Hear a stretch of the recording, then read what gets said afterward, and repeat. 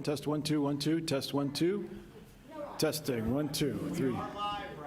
Okay. Live on YouTube. Okay. We get it going a little bit early because there's no way to preview, so people know that it's there. So we're at about 3 minutes now.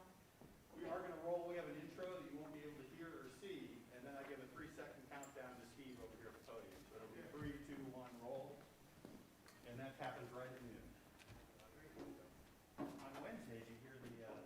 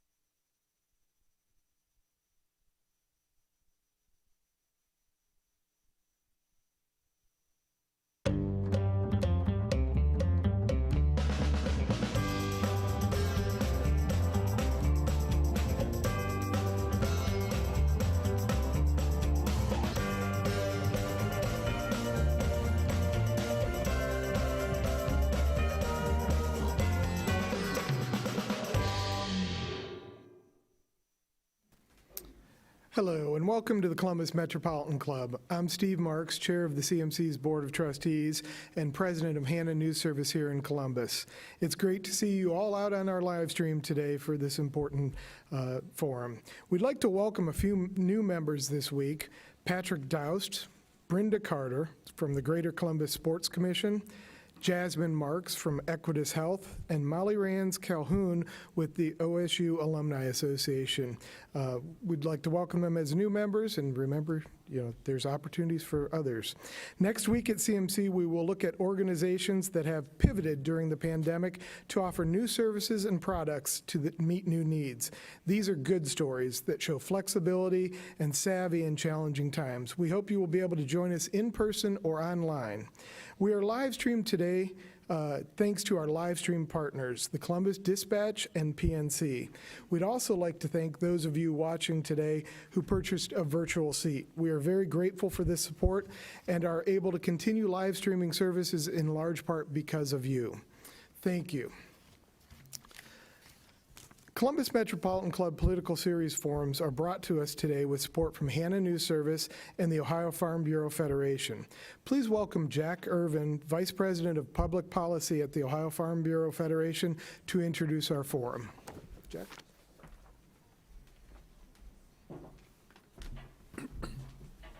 Thank you, Steve.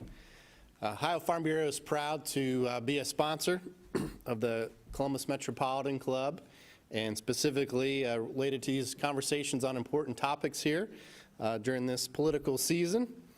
So those not familiar with the district, the Ohio 15th Congressional District is located here in partially in central Ohio. The district covers the southern portion of Columbus, as well as communities west and south of the city and the college towns of Athens and Wilmington. And from a county perspective, it includes Clinton, Fairfield, Hawking, Madison, Morgan, Perry, Pickaway, and Vinton counties, as well as areas of Athens, Fayette, Franklin, and Ross counties. So obviously very, very encompassing district. We're going to want to give as much time as possible to the candidates today. So we're going to get right to this main event. So please welcome our two candidates here today, Congressman Steve Stivers. Again, this is for the Ohio 15th Congressional District. And also candidate for Ohio's 15th Congressional District is Joel Newby. Mr. Stivers is the Republican candidate and Mr. Newby is the Democrat candidate. And our host today, News Content Director at WOSU Public Media, we have Mike Thompson. And Mike, the floor is yours. All right, thank you, Jack. We'll get to the candidates in just a moment, but here are some basic rules that everyone has agreed to prior to the debate today.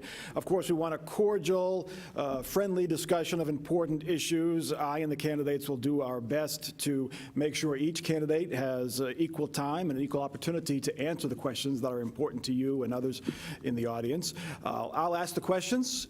Each candidate will have 2 minutes to respond to the initial question, and then we'll have time for follow-ups, say 30-second rebuttals, and also any follow-up questions that I might have. I will do my best not to interrupt, but if a candidate uses his 2 minutes to talk about something else, I will try to redirect the candidate back to the original question. Microphones will be turned off if necessary. I do not see that being a problem here today. And towards the end of this session, we will take audience questions from our real audience. Questions will arrive virtually. And we have declared this a fly-free zone, and we will do our best to keep it that way. The white tablecloths will be our judge. Anyway, Congressman Stivers, I'll start with you. We are in month number 9 of the COVID pandemic in the United States. You know the stats. 217,000 Americans have died. 5,038 people here in Ohio have died from COVID-19. How we slow the spread of this virus has been controversial from the start. Some say we should rely on personal responsibility, protect the vulnerable, but leave it to individuals to prevent the spread of the virus. Others say government, through forced business closures, mandates for masks and other things, is the way to go. Where do you come down on the best way to combat this public health crisis? Mike, thank you for the question. I want to thank the Columbus Metropolitan Club for holding this important forum, because voters deserve to know where we stand on the issues. COVID-19 has been a challenge for the United States. This is the first pandemic in 102 years. And so as a result, we had to learn a lot of new things again. And I think the real answer is somewhere in between those two extremes. I'd like to see us encourage everybody to wear a mask. I wear a mask I think people should wear a mask. They should social distance. I'd like to see the CDC come up with a more national framework. The other interesting and problematic thing, Mike, was that we saw differences between the states. So in Ohio, for example, construction was considered an essential service, and in Michigan it was not. For interstate commerce, I think we really need a national framework. We need a national framework similar to like snow emergencies, that, you know, level 1 might be you end up having you know, social distancing and wearing masks. You also have to account for the differences between Morgan County, that I represent, and Franklin County, which Morgan County has never been below the lowest level of on COVID-19 because they automatically social distance. It's a more rural community. But I'd like to see a national framework that includes, again, hopefully something simpler than Ohio's plan, maybe like 3 levels. People can understand 3 levels. At the 3rd level, maybe it does include closing some things temporarily, but hopefully that's for a shorter period of time, and then we use other measures to get back to real normal life, including immediate testing. You know, we need to use immediate testing to do things. At level 2, maybe you cancel bigger events like this or other big events, and at level 1, you do the social distancing and things like that. So I think it is a mix of the two. I'd like to see a more national framework than we have today for consistency between the states. All right. Mr. Newby. Thank you, Mike, and to the Metropolitan Club for putting this on. I think that a debate like this is very important for voters to make an informed decision. I agree, masks are important. We need to make sure that we socially distance. Those steps are necessary to conquering this virus. Though one thing that I kind of wonder why it hasn't taken place yet is all these great ideas are coming from Representative Stivers, and he currently sits in office. He has a platform that he could use. I, on the campaign trail, can say all the steps that I would want to take, but that is on the campaign trail. I don't have a legal office yet.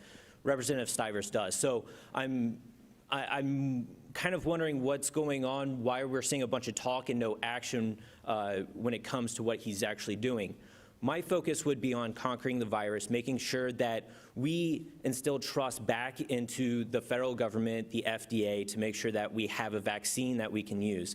Doctors have also stated that they want a treatment that would be capable of taking care of this virus as well. So the federal government needs to really take bold steps to make sure that we have a vaccine and a treatment moving forward, along with promoting mask wearing and social distancing, which again, Representative Stivers, there's been multiple campaign pictures of you over this past summer where you are not wearing a mask, where you are not socially distancing, but you're a leader. You're supposed to be a leader, but you're showing lack of leadership right there by not taking those steps.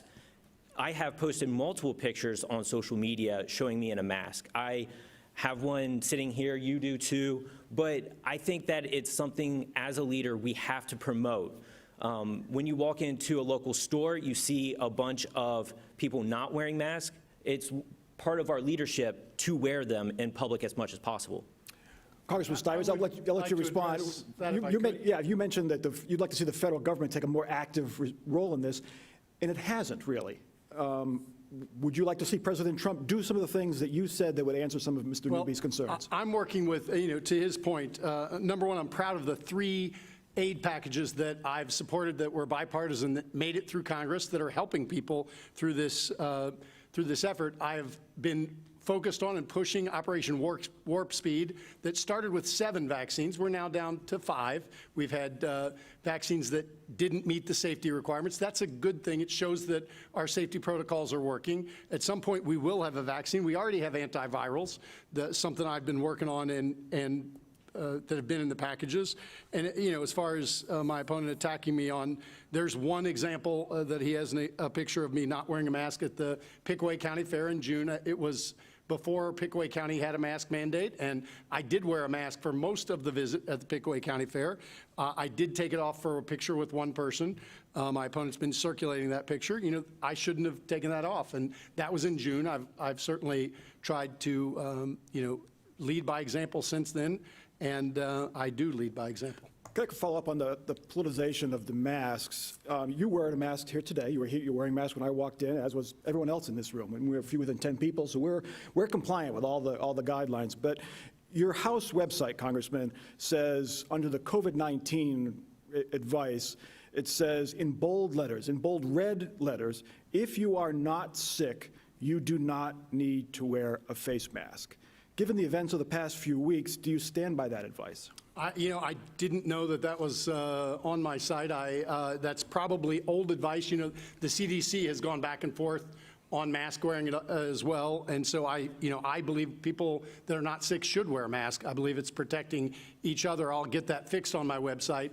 There has been, evolving information on it, and obviously we didn't keep our website updated. I certainly apologize for that. But why was it red and bold? Was there any politics I involved don't with that? personally update my own website, but I will get it fixed because I do believe in mask wearing. Democrats and liberals, most of the politicization of masks has been on the right. But Democrats don't come away unscathed. In May, late May and early June, there were thousands of people protesting in the streets after the death of George Floyd, protesting for social justice and police changes. Many wore masks, but they certainly were not doing social distancing. Democrats did not criticize them as much as they criticize supporters of President Trump who show up at events not social distancing and not wearing masks. Is that a bit of a double standard on liberals and progressives' standpoint? No, I really don't think so. And the reason why I don't think so, when those protesters were taking to the streets, they were trying to accomplish what we all want in this nation, is to have equality under the law. And so they were protesting, using their First Amendment right to achieve that. What you saw from the right, for example, the protest down at the State House where you saw people maskless beating on the State House window, they were protesting not wearing a mask at all in any location. I would say that those protesters downtown should have wore a mask, of course. I don't know how much social distancing could be done in such a small area with that large number of people. I would have promoted that. And if you look back at my social media posts, we consistently said, wear a mask, social distance throughout this entire thing. I will say that on my website, I approve everything that's on there. So you don't ever see anything that's on my website that it doesn't come from me. But I think there's a difference. One side was protesting to get constitutional rights for everybody, the American dream, really. And the other side was just not wanting to wear a mask because they didn't want to. But you could argue the folks who are at a Trump rally, they're exercising their First Amendment rights. They're expressing their views in support of President Trump. They disagree with the folks who were protesting in May and June, but it's still protesting their political views. Yeah, I would Double still. standard, Mike. No, I would still say that the protesters should wear a mask and social distance, which would be consistent with what we were saying throughout the entire thing. I will say I wasn't one of the protesters downtown protesting without a mask on, so I don't know how that would be a double standard for me. All right, let's move on to health care, another crucial decision that faces the country right now. The Supreme Court soon will hear a case that could overturn the Affordable Care Act, also known as Obamacare. Congressman Stivers, if that happens, what is your plan to ensure people with pre-existing conditions can get accessible and affordable health care? Sure. I'm a co-sponsor of a bill that would ensure that people with pre-existing conditions can get coverage, affordable coverage no matter what. But, frankly, moving forward on health care, the things that I think we need to do are change the fundamentals of health care. In health care, it's one of the only things you buy that nobody knows what anything costs. Nobody really cares what anything costs because the out-of-pocket for them is the same, and nobody shops on price and quality. So I think we need to make those changes to make it work, but we need to cover people with pre-existing condition because that could be any of us. I have a daughter, Mike, with a pre-existing condition, so I know what it's like to have a pre-existing condition. The other thing on healthcare I'd like to quickly mention is we need to make drugs more affordable. If you look at the European Union and Europe, it costs about $1 billion to bring a drug that's pretty simple and not controversial. So I think there are things that we can do. I'm also the lead sponsor of a bill called the RAISE Act that will increase the amount of money people can put in a flexible spending account and allow it to roll over at the end of the year. That bill's passed the House twice, once under Republicans, once under Democrats, and we're hopeful we can get it through the Senate to make that happen. Because one of the big crises in healthcare today, Mike, is a lot of people have an insurance card, but they can't afford to go to the doctor because they can't afford the out-of-pocket cost. So that's a bill that Republicans and Democrats can agree on. We've been fighting on healthcare so long, it's time to come together and do things we can agree on. That's my bill and something that's passed the House, and we need to get finished in the Senate. Mr. Newby, you say you support Medicare for all. You do not support Medicare for all, excuse me. You say you do not support Medicare for all, but you do support a single-payer health care system. Are they not the same thing, and could you clarify where you stand on what kind of health insurance and health care system we should have? Yeah, so Medicare for All really what they want to do is just expand the current Medicare program the way that it currently sits. A single-payer system would advocate for the government to pay for the general procedures and so on and so forth, but the difference is that I look at the Medicare system, how it currently stands, and I see all the holes in them. We used to talk about donut holes and so on and so forth, and how medications are paid differently. So I'm for a system where we can just, I'm more of a, instead of trying to fix up the broken truck, let's just go ahead and get a new truck that will actually be functioning. It was interesting that Representative Stivers brought up price controls in Europe. Well, one of the best things that's going in Europe's favor is that they cut out insurance industries by advocating for single-payer systems across the board or across Europe. So that's on their side.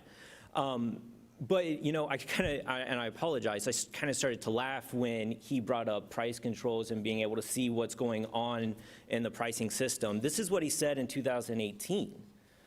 And yet there's still nothing done on the situation coming from Representative Stivers. So I think what we're really seeing is a lack of leadership when it comes to this issue. I would advocate very, very hard for a single-payer system, but I'm going to be honest with you. I'm either going to have Donald Trump or Joe Biden.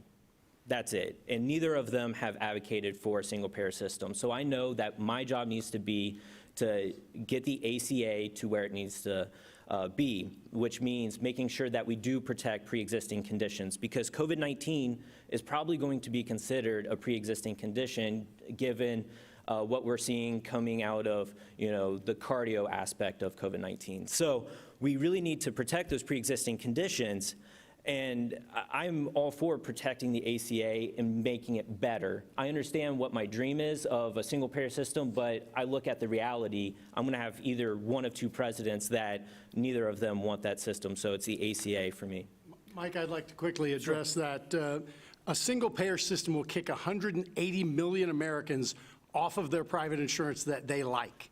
It will also raise cost. And it will increase the size and scope of the federal government. I'm not sure why my opponent thinks I'm for price controls. I'm for price transparency and regulatory reform. When I talked about FDA reform, that's the process through which we approve drugs. It doesn't involve price controls. It involves transparency on price. I think people should know what something costs, and we need to encourage people to shop on price and quality. I don't want to take away choices. My opponent does. Mr. Newby. I'm sorry, I misspoke. It is the price transparency, but it remains the same. In 2018, this is what he advocated for, and yet we have no progress on that.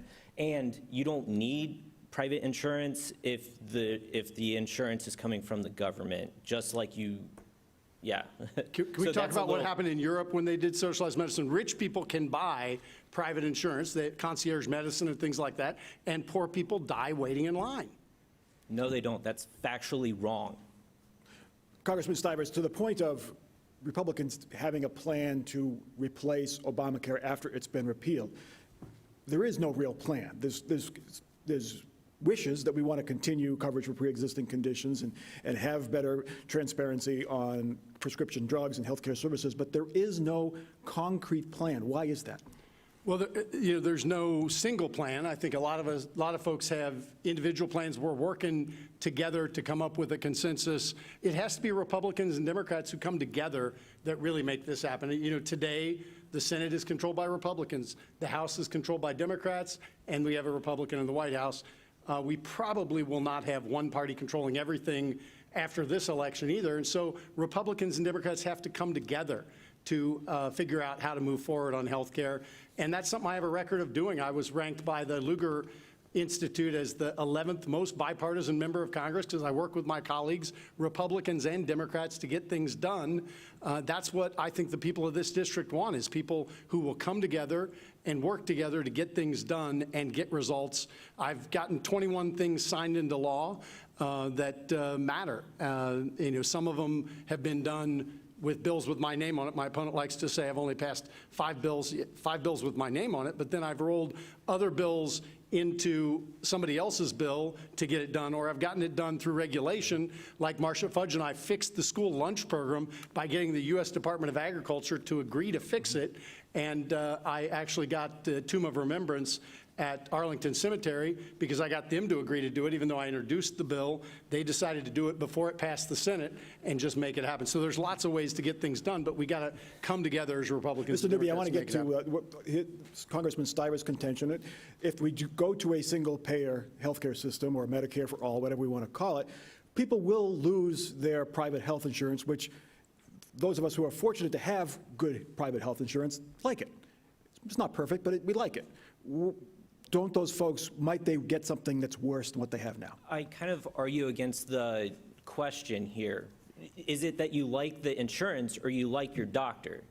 Because I think most people say that they like their doctor. In fact, I think the majority of people would like to say that they would like to choose their doctor. In fact, right now, the way that the system is set up, the insurance company chooses your doctor for you. Because it's either you have an insurance company that tells you to go to these doctors over here, but you can't go to these doctors even though they might have the best facilities and the best medical care. With a single payer system, you get to pick what doctors you want to go to, what hospital you want to go to. I like to give the example. There are two major hospitals near where I live.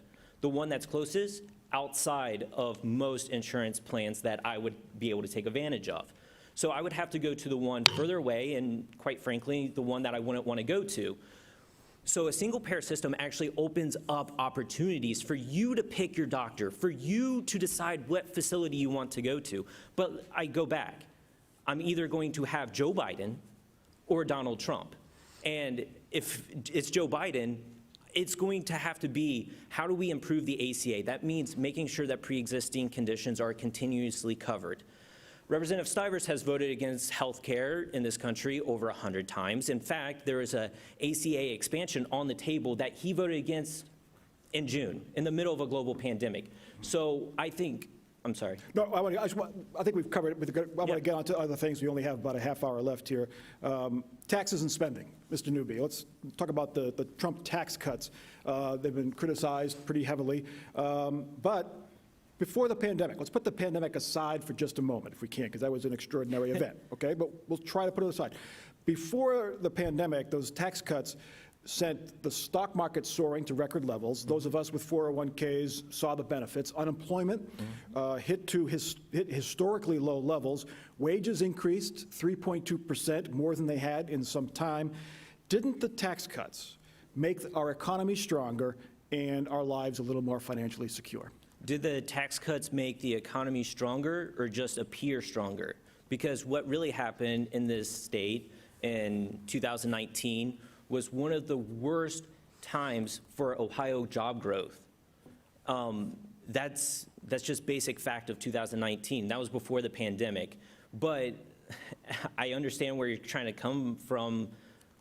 There was a pandemic, and by weakening the funds that our federal government was able to take advantage of by not taxing the wealthy and making them pay their fair share, it actually puts us in a weaker spot to deal with large pandemics like this. And I'm going to be honest with you, with our new global economy that we're in, we're going to have more potential for pandemics, more potential for global crises that are going to affect us here at home.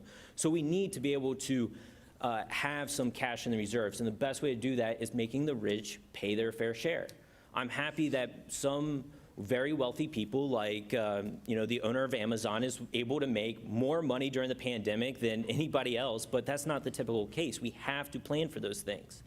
And I think one of the biggest things when it comes to tax policy, we have to imagine the world that we want to live in. We want people to pay for things that they were able to take advantage of. I like to think how I was raised back home in Pickaway County was, once you get ahead, you reach back and pull the next person up. But if you're just making a lot of money and then you're not willing to pay the taxes that go to roads, bridges, schools, the things that we need to succeed as a country, then you're not reaching back to pull the next person up. You're putting a stiff arm to their forehead and keeping them down. That tax cut increased wage inequality. It might have been good for the people at the top, but that's not good for the people where I'm from. Congressman Stivers, in 2017, we'll talk again about the before times, if we could. I'd love to address that. But Okay. let me just leave you off Okay. with this question. In 2017, you predicted that President Trump's tax cuts would reduce the deficit, quote, a bit. The last year of President Obama's presidency, the national deficit was at $585 billion. In 2018, before the pandemic, President Trump's second term in office, the deficit nearly doubled to $984 billion. Again, before the pandemic, before the economic shutdown, the deficit doubled. Did these tax cuts work? They did work, and you explained how they worked. They had unemployment at 3.5% nationally, wage growth 3.2%, economic growth almost 4%, and it would have cut the deficit if it would have had time to continue to grow the economy. Instead, the pandemic hit and we pardon me, shut down the economy in order to protect people. My opponent says that Ohio, unemployment went up in Ohio. The facts are in 2019, from January to December, unemployment went from 4.3% to 4.1%. That's down. More people were employed, wages were growing, and wages were growing faster for people at the lower economic end of the scale than the higher economic end of the scale. If the tax cuts would have had time, they would have actually grown revenues by growing the economy. There's three ways to address the deficit. One is to cut spending, one is to increase taxes, and the third is to grow the pie, grow the economy. That's what tax reform was about, is growing the pie. It just didn't have enough time to work. Follow up, but Yeah, in that sure. first year, with that booming economy that you just described, the deficit doubled. Wouldn't it have at least stayed flat? No, it takes time. So the math is it takes time for that to work. The economy is going to have to keep growing to make that happen. And it grows, based on the amount it grew the first year is the base for the next year. So it grows a little more. But it takes a couple, 3 years for that to really make a difference because you're starting with a deficit and you're starting with reducing the amount of money that comes in, but you're growing the pie that it's coming in on. So ultimately it would have worked, but it didn't have time to work. Mr. Newby. He gave that 3 different ways speech in 2018 as well. It's still not true because economists even said that to make up for the deficit that you're speaking about, we would have had tremendous economic growth, someplace near like 4 or 5%, which is not typical of industrialized economy at all. A good industrialized economy is somewhere around 3%, but that's beside the point. What we really need to think about is Representative Stivers stands for a tax plan where you cut taxes for the wealthy and hopefully us at the bottom are able to get a job. What I stand for is taxing the people at the top and then using that tax money to provide better roads, affordable access to internet, and to make sure that we improve schooling so that way we can, at the bottom, provide our own opportunities. Let's talk about climate change.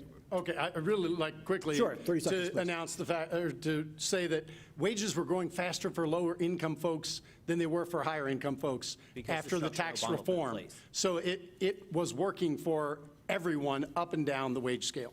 All right, let's turn to climate change. You look at the strength of the hurricanes that have hit the Gulf Coast this summer and fall, the number and intensity of wildfires out west. We have seen the possible effects of climate change and how it's dealing with our daily lives for some of us here in the country. Mr. Newby, you say America should be running entirely on clean energy by 2050.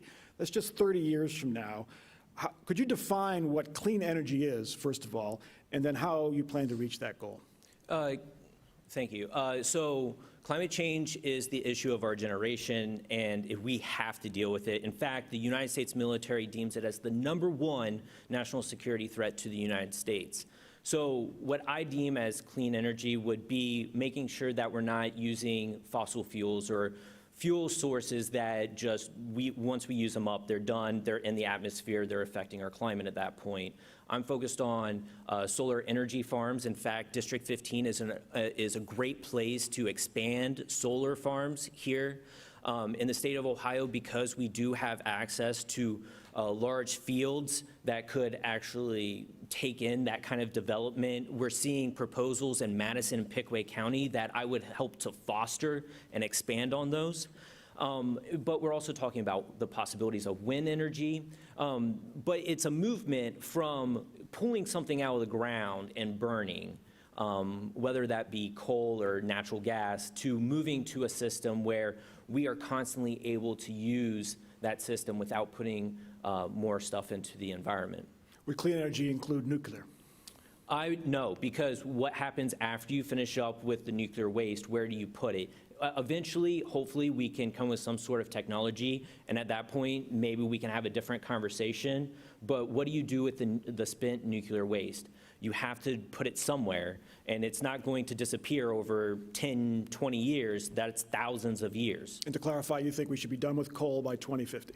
Yes. And natural gas, he said. Mr. Stiver, Congressman Stivers. The ludicrousness of what he just said is that Southeast Ohio is in the middle of an energy revolution, a clean energy revolution. The Utica shale of natural gas and the change of our power plants to natural gas has resulted in America exceeding the output under the Kyoto protocols for fossil fuel or for greenhouse gases. So we've actually reduced our emissions more than any country in the world, and it's been as a result of natural gas that he wants to do away with immediately. We have 150 years of clean and burning natural gas. I believe in climate change. I'm a member of the Bipartisan Climate Solutions Caucus, the only bipartisan group on it, but I think natural gas is an important bridging technology. We should continue to invest in battery technology so the wind and solar that Joel talks about could actually be used when the wind's not blowing and the sun's not shining. That's really important long term, but the Green New Deal that he is for would cost every Ohioan $65,000. And he actually has said the Green New Deal doesn't go far enough, so maybe he's not for the Green New Deal, but he's for something that would cost $65,000 and kill 100,000 Ohio jobs immediately, especially in Southeast Ohio, where we have gas pipelines and things like that. So what we should do going forward, in my opinion, is invest in battery technology and focus on negative emissions technologies. You might say, what is negative emissions technologies? Well, it's in its simplest forms, it's nature, it's trees, but there's obviously mechanical negative emissions technologies that we need to focus on too. We need to work with Brazil to get them to stop tearing down the rainforest. We need to plant 1 trillion trees, and we need to work on mechanical negative emissions technology. We need to follow nature. Nature doesn't look at one side of the equation and say go to zero. Nature's about a balance, and so we need to balance things out with negative emissions technology while we reduce our emissions, and then ultimately move toward cleaner technology over time when it's available, not some artificial number that of 2030 that's unachievable, 2050 that's unachievable. Mr. Newby, quick, where do you stand on the Green New Deal? And secondly, should we do away with fracking and natural gas extraction by 2050? Well, first of all, he said, I want to get rid of natural gas immediately. That's false. You said 2050. Clearly, that's not immediately. Where I stand on the Green New Deal, the Green New Deal was something that was proposed as a House resolution, which would not have been binding, so therefore could not have killed jobs, and it wouldn't have been law. So I don't know what that's about. The Green New Deal were standards that we would set for ourselves and where we want to go. We're past that. It's time for action. If we don't take action in the next 10 years, then we're not going to be able to have a debate about it anymore. We're going to be experiencing the real life consequences.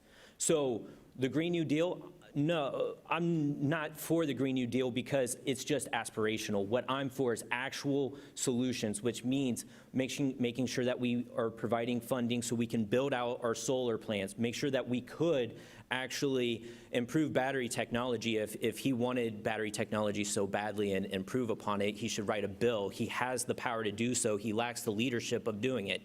So I have a vision for the future because I hate to be kind of morbid here, but I'm going to live longer than him, hopefully, right? That would be the kind of expectations of how life goes. I have a vested interest in making sure that I have a world that I can breathe in, that my children and my grandchildren can breathe in. And I understand that he's going to come back with, he wants a world that his children can live in, but his actions are not proving that. He has the power and he doesn't do anything. This is where people like me, where we're from Pickaway County, and we just want a better tomorrow, and we see no action coming from Washington, D.C. My people are being left behind, and he's allowing it to happen. Mike, Congressman, I'll give I'd you like 30 to seconds, please. address that quickly. So we have invested $100 million in battery technology. We've done it. It's happening right now. And he wants to say that the Green New Deal it's just policies, and that couldn't kill jobs.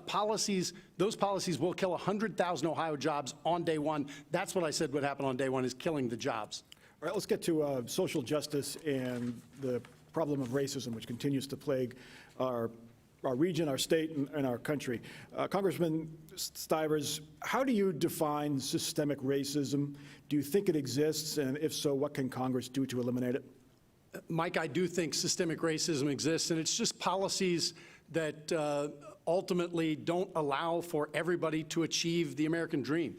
And, police reform is part of what we need to do, but there's a lot of economic reform we need to do as well. I've been working with Lacey Clay and Emmanuel Cleaver since the George Floyd issue. They're two congressmen from Missouri and Kansas City that we're working on improving minority home ownership. That's an important piece of the puzzle as well, because if everybody can't achieve the American dream, then the freedoms don't mean as much. And I support the Justice Act, which is Tim Scott's bill that would do a bunch of police reform, including banning chokeholds, including getting de-escalation training out there, including making sure that we have a forum for information about no-knock warrants and abuse of force. I believe we need to add provisions into it so the Department of Justice gets information about multiple allegations of the use of force. The police officer that killed George Floyd had multiple allegations of use of force, and so we need to get that information to others so they can take action. So I'm for both economic reform and I'm for police reform. The irony is my opponent wouldn't even sit down with the Fraternal Order of Police, the largest police organization in the country, to talk about stuff. I sat down with him. He had a letter sent from his party saying that he wouldn't even sit down with them. You can't solve problems if you won't sit down with people. Mr. Newby. Well, I am an attorney, and I've spent plenty of time down at the courthouse. I've seen real-world implications of this. So when I launched my campaign, there was policy in place that really accounted for multiple issues along this line, including making sure that we have some sort of bail reform, making sure that we have affordable housing. All of that was on my platform. And then George Floyd happened, and at that point, Representative Stivers took 4 days to respond to the incident. What I did was I listened to the Black community, and I expanded on the parts of my platform where I possibly could. When it comes to sitting down and having a conversation, I think what is really missing there is the hard line that the order took against any changes. A great example of where that didn't take place is in Athens, where many aspects of my proposal actually went into place, and they actually did a review and submitted their findings to the council, and they're going to make real-world changes. The problem is that any proposal of this is stopped. It's stopped at the door when it comes to the fraternal order. Now, I will also say this. I didn't take that meeting because they were going to endorse Representative Stivers because they don't endorse Democrats. And I think that it's more productive to talk to the people and find out what they want instead of finding out what the opinions of the people that are doing, the protecting of harmful individuals. Let me ask you, Mr. Newby, a follow-up. Supporters of the term defund the police say it runs the gamut. It's everywhere from abolishing the police to taking away some money from police and putting that money towards social service programs. Where do you stand on the scale of defunding the police? Yeah, but you hit it right on the head, is that it's all over the place, right? Because I've seen the results downtown, I want to put more money towards actual drug reform. So I kind of want to see less policing of that and more of a mental health aspect of making sure that we get the reforms going on. Speaking of mental health, a lot of the people that I would see down at the courthouse, it would be a mental health problem. So we would have to get people in there that would be trained in those fields to really take care of the issue and suggest to the judge an appropriate method of handling the situation. So I would prefer to see more funding going to those areas. I think that protecting our citizens is paramount. I have multiple family members that are cops, and they do a fantastic job. Matter of fact, some of the best constitutional arguments that I get into is with those family members. And I think that, we can have a robust police that actually do peacekeeping while improving, so that way we're taking care of our drug and mental health problem more effectively. Congressman Stivers, real quick, and we'll get to the audience questions, but do you sympathize with the frustration of the folks who want to defund the police? They've been frustrated by a lack of reforms, which you listed some of them previously. Should there be something more of a hammer, a cudgel, to force those reforms? And is defunding the police the way to do it? Well, I don't think defunding the police is the way to do it, but I sympathize with the frustrations that people have that they don't think their voices are being heard. I've sat down with leaders in the black community, I've sat down with police, I've sat down with community leaders to talk about these issues, and I think we will be able to come together on some things. I think Tim Scott's bill will pass after the election. I think it became a political football, and that's unfortunate, but it was an election year, and those things sometimes happen. But I do feel like the people who are frustrated that their voices aren't being heard, need to be heard. I've sat down with leaders in our community, Shannon Hardin and others, that are trying to do some things at City Hall. I don't agree with getting rid of police helicopters. They ultimately didn't do that because they do a lot more stuff as far as finding missing individuals and stuff that's not really a problem, in fact, is helpful. So I think I understand the frustration. I hope we can target it a little more toward getting people the help they need. And I do agree with Joel. We have a mental health crisis in this country, and I feel sorry for our police who are put in a really difficult situation every day when they are sent out to deal with every societal failing we have, whether it's domestic violence, this is Domestic Violence Awareness Month, or whether it is mental health problems.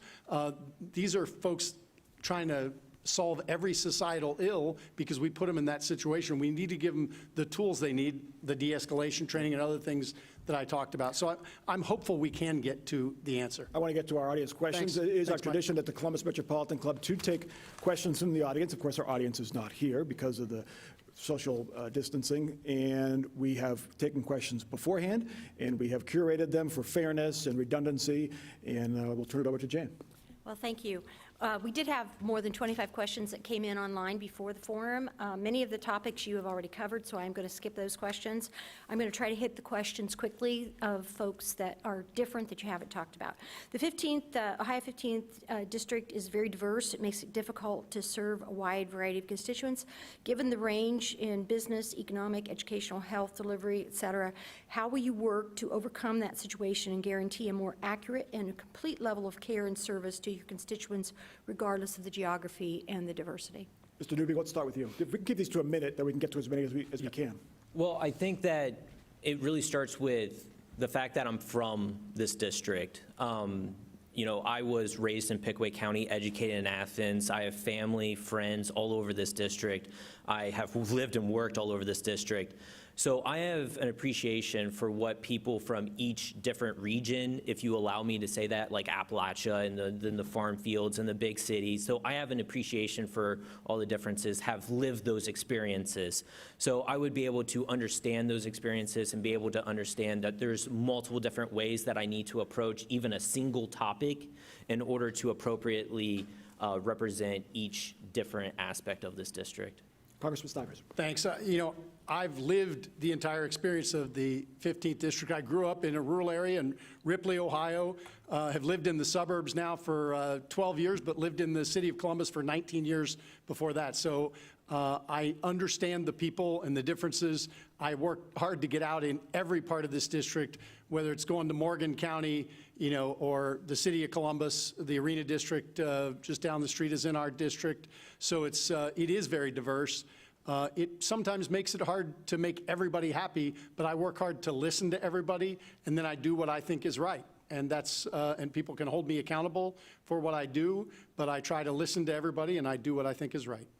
Next question. Yes, it's a long question, but the bottom line is, are you ever consider a minimum income for people to stabilize their financial existence and ability to care for themselves independently? And this is about folks who are really challenged to increase their income because of disabilities, elderly, childcare, the multiple social issues. Is this a universal basic income? Is that what they're basically Would you asking for? ever consider a minimum income for these people to stabilize their financial existence and ability to care for themselves independently? Okay. Congressman Stivers. Thanks. Well, I'm not sure I completely understand the question. I'll answer sure I do it sort of in terms of minimum wage. And then another thing that I think is really important. I do think it's time to raise the minimum wage, but I don't want to raise it too fast because I think that does kill jobs. So I'd like to see it's indexed at the state level. I'd like to see the minimum wage indexed in the federal code, which it is not today. But the other thing that's really important to me is getting rid of the benefit cliffs. So right now, if you are on social welfare programs, benefits, you end up making $1 too much and you lose everything. I'd like to see that become a ramp so we can encourage self-sufficiency, build self-sufficiency. As you make a little more, you pay a little more, but you don't lose everything at once. What we're doing right now is discouraging people from actually taking that next step, and we need to encourage it. So we've been working to try to reform those programs. We had some bills passed last year. Republicans and Democrats voted for them. We need to continue that, though. It's been a little stalled with the pandemic, but it's time to get back to that very important work. Quick follow-up, Congressman, do you have a number? What should be a living minimum wage right now? Many companies have chosen the number $15 an hour. I don't know that we can take the minimum wage to $15 an hour immediately, but most people aren't living on minimum wage. The other thing, I prefer to call it a starter wage as opposed to the minimum wage, because what I want to do is help people get more skills and grow their skills and grow their salary at the same time. If you're 50 years old and have a family of 4, you shouldn't be on the starter wage anymore. We need to get you new skills and move you up the line that way, not at the starter wage, the same as a 14-year-old that enters the workforce. Mr. Newby, give you a minute and a half. I mean, this was a different direction than what I thought the question was going to go, because it was a, Maybe you understand the question better than I do. it's a discussion about elderly and people that maybe not necessarily capable of taking on a job that would even pay the minimum wage, whatever it would be. Really what we need to focus in on there is Social Security paying exactly what it needs to, and I think that we need to increase who pays for that. I believe that's something that you've already said in 2018 as well. But we do need to increase that, but we also need to increase what that you can take in order to subsidize that. Between my great-grandparents when they were on Social Security, and I have family members that have mental health problems that rely quite heavily on Social Security because they can't go out and get those jobs. We do need to raise it so that way we can have a minimum level, especially in areas where the District 15, unproportionately, in my opinion, has a higher rate of mental health that we need to take care of, and that's why I've proposed multiple programs to, accomplish that goal. But so we really do need to worry what that makes the economy look like. Just providing enough jobs is never going to be enough. But just aside from folks who perhaps are unable to work, folks who are unable to work because they can't find a job, maybe their job has been eliminated through automation, through outsourcing, do you support a universal basic income? And do you support raising the minimum wage to $15 an hour? My buddy Dave has this great saying that says that the states are laboratories of democracy. We've seen a few programs about universal basic income being pretty successful. I'm not quite sure I'm to the point where I want to expand that. I would love to see more opportunities throughout the states of really taking advantage of a program like that, see if it's possible, because Andrew Yang is right, automation is going to be a large portion of what we're going for. And to answer the short, $15 minimum wage, absolutely. Mostly because it's becoming increasingly difficult to live on that $15 minimum wage. And trust me, I have no kids, and I'm trying to do it. Next question from the audience. Yes, and I apologize if I didn't represent that question well. I may have misunderstood it. Thanks for helping clarify, Joel. This question is specific to each of you. Mr. Newby, what is your position on the timing of Ruth Bader Ginsburg's Supreme Court replacement? And Mr. Stivers, same question to you, but if you support a Trump appointment, how do you justify your change from 2016 when you believe the people should choose the president and the president should choose the justice, denying Obama his appointment? Mr. Newby, we'll start with you. So I do believe that the president should be completely in power from noon on January 20th to noon January 20th of their first year, well, 11:59, right? But the problem is that the Republicans in the Senate set a standard during Obama's term, and we can say who's in power and who's not in power, but the simple fact of the matter is that they determined that the Constitution at that point said, oh, you only get to do this, and it was just a raw political move. I think that's wrong.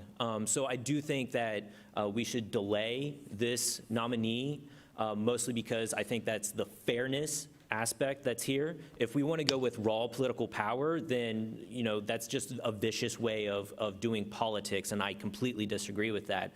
And I believe that if you're going to come out here and say that you're for bipartisanship and civility, then you have to agree that that raw political power should not be executed at this point. Congressman Stivers. Sure, and by the way, in 2016, I did not make a statement either way on the filling the vacancy. And, I feel the same way today. It doesn't matter what Joel thinks or what I think. Article 1 of the Constitution is pretty clear. The Senate is the one that advises and consents, not the House. The real question for us is, would we support packing the Supreme Court? I'm opposed to packing the Supreme Court. It's a dangerous precedent, and I think Joel should answer that question too. It's the more important question here. Do you support adding Supreme Court justices to tilt it more towards Democrats? No, because we would have to add 4. Then if we add 4, they're going to add 2. Then we're going to add 2. And then it's going to be a kangaroo court before you know it. We need to look at actual structural changes, but that would take a constitutional amendment. And right now, we're not unified in this country.